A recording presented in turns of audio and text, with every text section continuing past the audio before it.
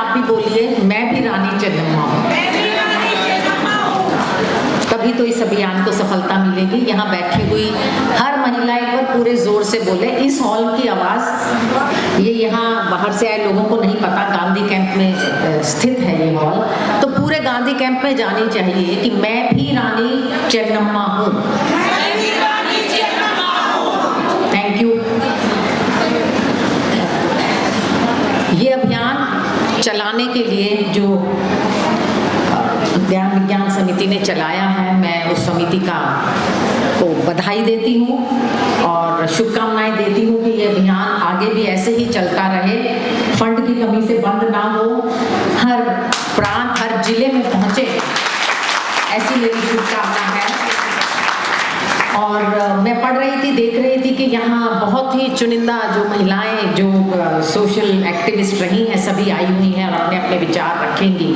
हो सकता है यहाँ बैठी हुई बहुत सी महिलाएं उनको ना जानती हों, तो मैं एक बात उनसे कहना चाहती हूँ कि उन सभी ने बहुत साल मेहनत की है हर इशू को उठाने में, और महिलाओं के लिए और देश के और समाज के हित के लिए जो भी कोई समस्या आई उसको पुरजोर तरीके से उठाने में उनका बहुत योगदान रहा है। मैं नाम ना लेते हुए सभी का अभिनंदन करती हूँ, क्योंकि रोहतक मेरा शहर है, मेरी नगरी है, तो मेरा फर्ज बनता है मैं सभी का स्वागत करूँ और धन्यवाद करूँ कि आप लोग यहाँ आज आए। भारत की बात चल रही है।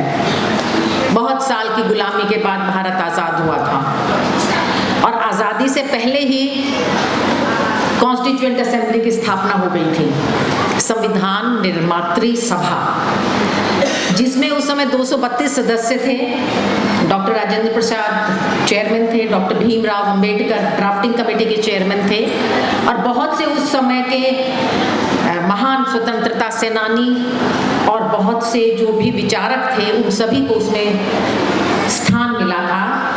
मुझे लगता है कि मैं ज़रूर ये नमन करूं कि इस धरती से, रोहतक की धरती से भी चौधरी रणबीर सिंह उस निर्मात्री सभा के सदस्य थे, और मेरे को गौरव है कि मैं आज उनकी पुत्रवधू यहाँ इस मंच से भारत के बारे में बात कर रही हूँ। 2.5 साल की डेलिब्रेशंस, बहस, विचार विमर्श के बाद भारत का संविधान तैयार हुआ था। कोई छोटी बात नहीं है। हर व्यक्ति ने वहाँ अपनी आज़ादी के साथ अभिव्यक्ति दी, हर विषय पे बहस हुई, तब जाके वो संविधान बना, और उसके बाद आने वाली सरकारों ने अब अपनी समझ के हिसाब से, उस संविधान के हिसाब से इस देश को चलाने की कोशिश भी की। जब ये देश आज़ाद हुआ तो अंग्रेज ये कह के छोड़ के गए थे, अंग्रेजों के साथ साथ बहुत से पश्चिमी देश, क्या सांप सपेरों का देश है, गोबर उपले का देश है, गाय वाला देश है, ये कैसे सरवाइव करेगा? छोटे छोटे नवाब और राजा अलग अलग राज करते हैं, ये देश नहीं चलेगा।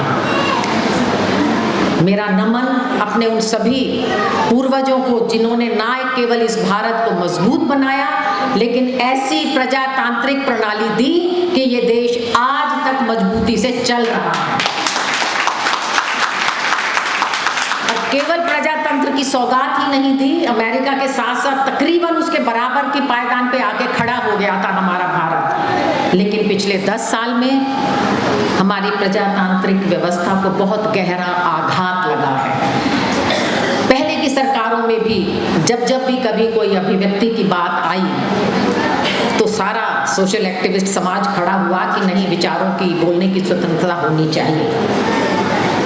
लेकिन अब तो हालात ये हैं कि कोई सुरक्षित नहीं है। मैं कितने ही लोगों से मिलती हूँ जो ये कहते हैं कि हम परेशान तो हैं लेकिन हम बाहर जाके कह नहीं सकते क्योंकि व्यवस्था ऐसी है कि कोई सुरक्षित नहीं है।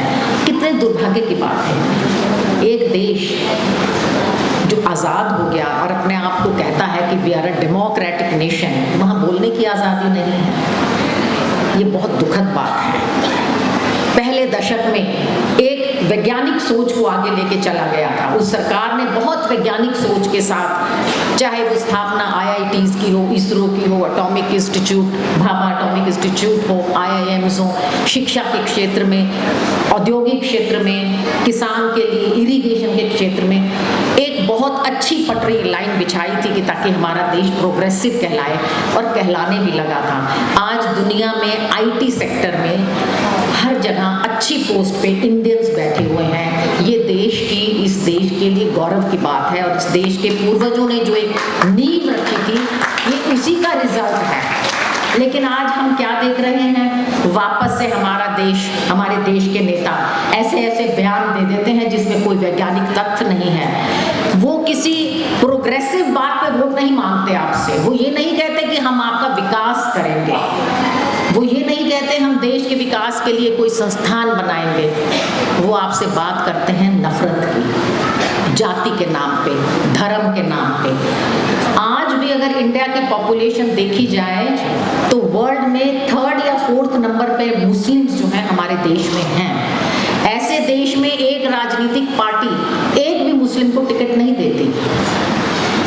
दिस इज कॉल्ड इनविजिबिलाइजेशन, अदृश्य कर देना। एक तिहाई पॉपुलेशन को आप अदृश्य करना चाहते हैं नफरत फैलाकर। जिस दिन ये देश आज़ाद हुआ, हर मुसलमान को पाकिस्तान में जाने का हक था, लेकिन जो नहीं गए, क्यों नहीं गए? उन्होंने उस दिन इस देश को अपना देश मान लिया था, और तब भारतीयों ने भी उन्हें गले लगाकर एक समरसता का समाज रखने की कोशिश की थी। बीच बीच में ऐसे वक्त आए कि जब उन्हें अलग करने की कोशिश की गई, अलगाववादी संगठन आए, टेररिज्म आया, सब कुछ आया, लेकिन हमारा ताना बाना कभी खराब नहीं हुआ। पिछले 10 साल में जो ताना बाना खराब हुआ है, ये देश को विघटन की तरफ, विनाश की तरफ लेके जाएगा अगर हमने समय रहते इसको नहीं सुधारा। कितनी संवैधानिक संस्थाएं हैं जिनका आज कोई औचित्य ही नहीं रह गया।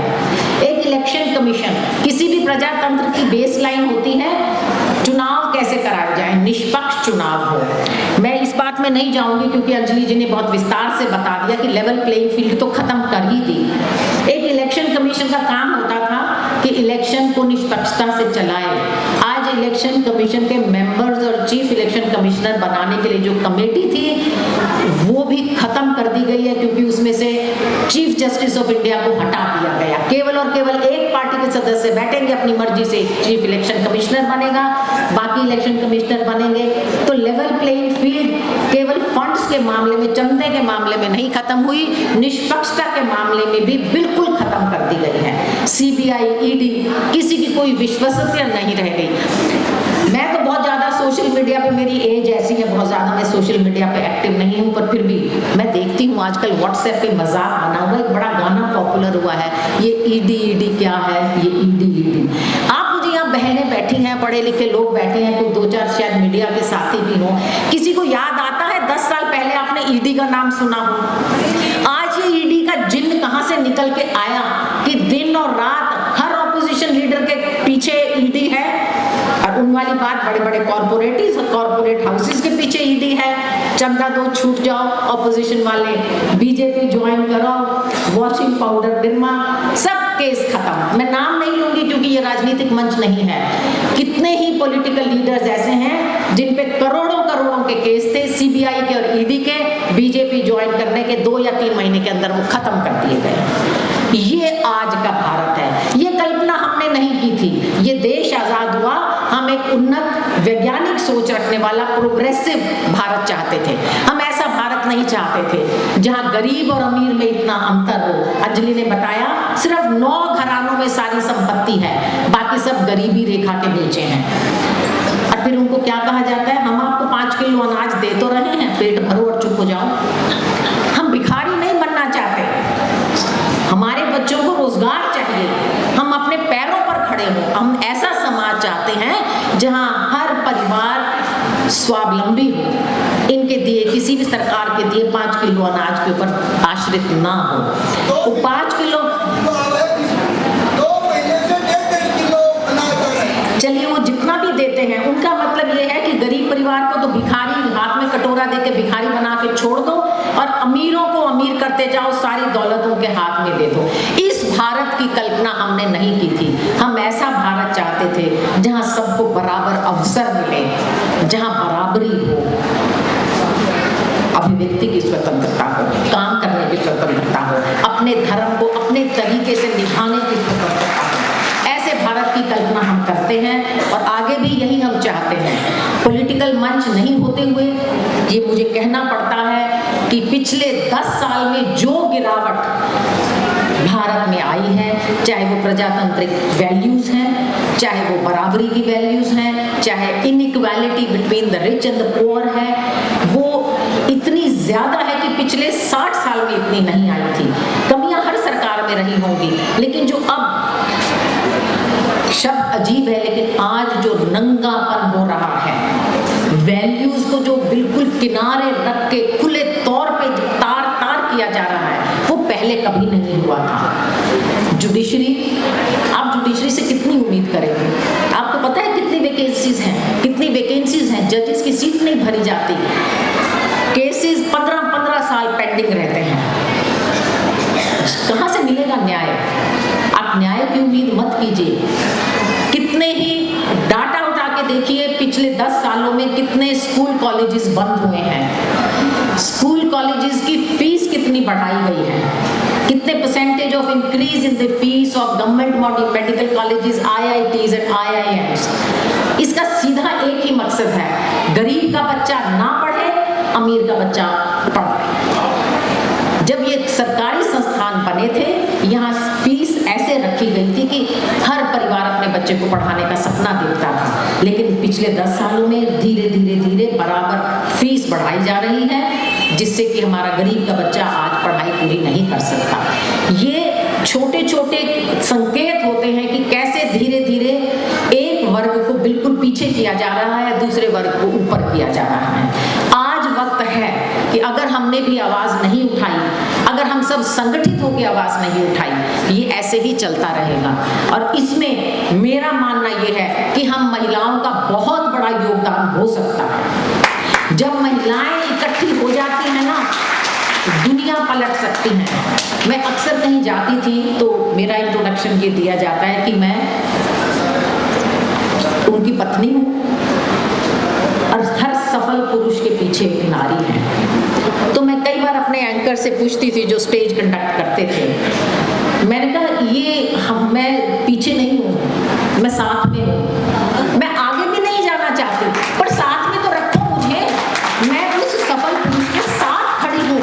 तो हमें आज साथ खड़े होना पड़ेगा, इस लड़ाई में हमें हिस्सेदार बनना पड़ेगा, अपना हक लेना पड़ेगा। महिलाओं के अत्याचार की अगर आप बात कहो, इतना ज्यादा फर्क है, जैसे गरीबी अमीरी की बात कर रहे हैं। एक तरफ तो इस देश ने इंदिरा गांधी दी, एक तरफ इस देश ने कल्पना चावला बनाई, और दूसरी तरफ ऐसी महिलाएं हैं जो आज भी घर से बाहर निकल के अपनी मर्जी से एक काम नहीं कर सकती। वहां भी इतनी ही डिस्पैरिटी है, इतना ही भेदभाव है। हमारे खुद के इंडिया में 2 वर्ग बन गए। एक तरफ हमारे जैसी महिलाएं हैं जो आज हम स्टेज पे खड़ी होकर बोल रही हैं और आपको कह रही हैं आगे आओ, दूसरी तरफ वो महिलाएं भी हैं जो घर से निकल के यहाँ आके ये भाषण भी नहीं सुन सकती। इसको भी दूर करना पड़ेगा, और इसको दूर करने का एक ही साधन था महिलाओं के पास, शिक्षा। और उस शिक्षा को ये आज की सरकार उस शिक्षा को खत्म करना चाहती है। तो हमें सबको एक बार इकट्ठा होना पड़ेगा और इकट्ठे होकर ये आवाज उठानी पड़ेगी। और जैसे कि क्योंकि ये मौका बहुत जरूरी है ये बातें कहने का, क्योंकि आने वाले 2 महीने के अंदर चुनाव भी चल रहे हैं। आपके पास एक अधिकार है, बहुत सोच समझ के अपनी वोट डालिएगा। अपने एरिया में आप देखिए ठीक इंसान हो, ठीक व्यक्ति हो, ठीक पार्टी हो, वही अपनी वोट डालिएगा। ये एक छोटी सी शुरुआत होती है, किसी छोटे बात में आके अपनी इधर उधर मत हो जाना।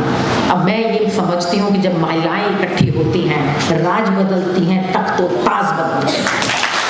आपको आज यहाँ ये प्रण लेके जाना होगा कि जो बातें आप सुन रहे हैं वो इस हॉल में ना रहें, वो इस हॉल से बाहर जाएं। आज रूलिंग पार्टी के पास क्योंकि पैसा बहुत है, हर चीज प्रचार तंत्र पे, कम्युनिकेशन पे पूरा कब्जा है। Let it be electronic media, let it be social media, अखबार, टीवी, हर चीज पे उनका ज्यादा कब्जा है। किसी दूसरी आवाज को वहां दिखाया नहीं जाता। एक जमाना था जब टीवी तो थे ही नहीं, सोशल मीडिया था ही नहीं, बातें तो तब भी फैलती थी ना। तो आप बनिए ना हमारे टीवी चैनल्स, यहाँ से निकलिए, जो बातें यहाँ सुन के जा रहे हैं आप अपने सर्कल में, आप अपनी जगह सबको बताइए और उन्हें भी प्रेरित कीजिए कि ऐसा हो रहा है, कोई अनजान ना रह जाए कि जो अन्याय आज हो रहा है। और इस बात का प्रचार आप करेंगे तो हम भारत को बदलेंगे, इंडिया को बदलेंगे। हम वो भारत बनाएंगे जो हमारे संविधान बनाने वालों ने जिसकी एक परिकल्पना करी थी, जहां सभी बराबरी के हक से रह सकेंगे, आज़ादी से गा सकेंगे, बोल सकेंगे, खुशी में नाच सकेंगे, सभी को बराबर रोजगार का अवसर मिलेगा। इन्हीं शब्दों के साथ मैं अपनी वाणी को विराम देती हूँ। बहुत बहुत धन्यवाद मुझे बोलने के लिए समय दिया।